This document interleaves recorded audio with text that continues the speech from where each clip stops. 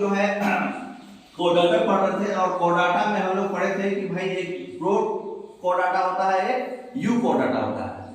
तो हम लोग अभी प्रो कोडाटा जो है बस बेसिक जानना था कि हाँ जिसमें नोटोकोड होता है, पोस्ट जनरल टेल होता है। अब यू कोडाटा में हम लोग पढ़े थे दो चीज, एक में जॉ होता है, एक में जॉ नहीं होता है।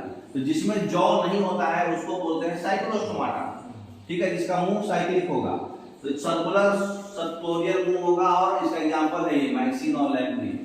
तो इक्टोपैरासाइट जो कुछ फीसेज में है जो इलोंगेटेड बॉडी होता है, वो फीसेज जो है साइक्लोस्टोमाटा बोलते हैं, जिसमें 6 से 15 पेयर्स होता है गिल स्लिट्स।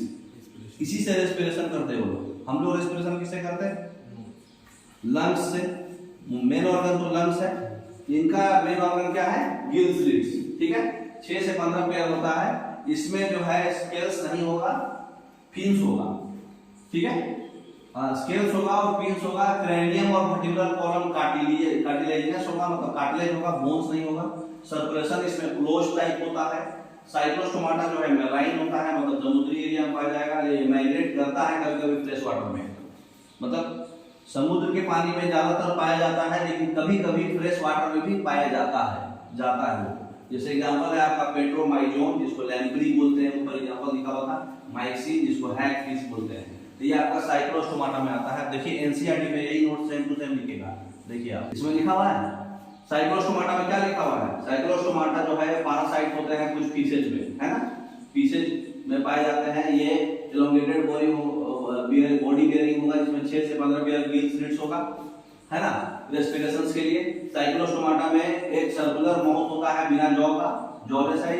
इनका बॉडी में स्केल्स और पेयर्ड फिन्स होगा। क्रेनियम और वर्टिब्रल कॉलम्स होगा, कार्टिलेजिनस, माने कार्टिलेज होगा उसमें, क्रेनियम और वर्टिब्रल कॉलम में।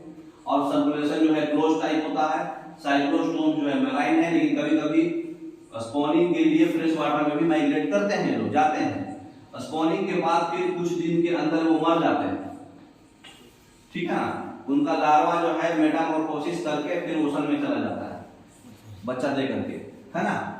तो पेट्रोमाइजोन, जिसको लैम्प्री बोलते हैं, और माइक्सिन, जिसको हैगफिश बोलते हैं, ये इसका एग्जांपल है। देखिए एनसीईआरटी का डिटो नोट्स, हमारा नोट्स मैच कर रहा पूरा, है ना। अब देखिए अपना नोट्स रिवाइज कर लीजिए एक बार।